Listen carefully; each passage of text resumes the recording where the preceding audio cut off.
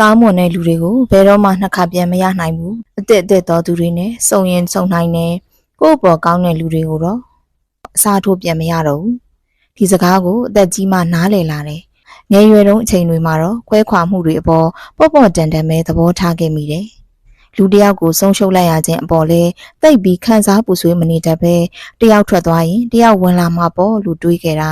တကယ်တော့မဟုတ်ဘူး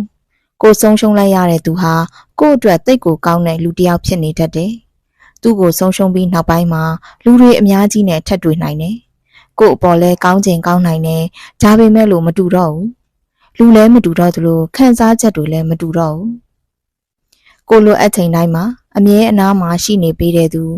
ကိုယ့်ရဲ့စိတ်တက်ကြတိုင်းမှာမငြင်းမညူရှိနေပေးတတ်သူပြိုလဲချိန်တိုင်းမှာဆွဲထုပေးတဲ့သူ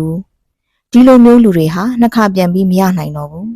အစားထိုးလို့လည်းမရဘူးဘာကြောင့်လဲဆိုတော့သူတို့ရဲ့ဖြစ်တည်မှုလေးကသူများနဲ့မတူလို့ပဲနောင်တတွေဆိုတာနောင်မရတာဆိုတဲ့စကားကလည်းအမှန်ပဲ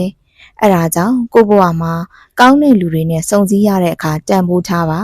ရှိနေတော့မှချစ်ခင်ကြပါလူကောင်းတွေဟာနှစ်ခါပြန်မရဘူးမဟုတ်လား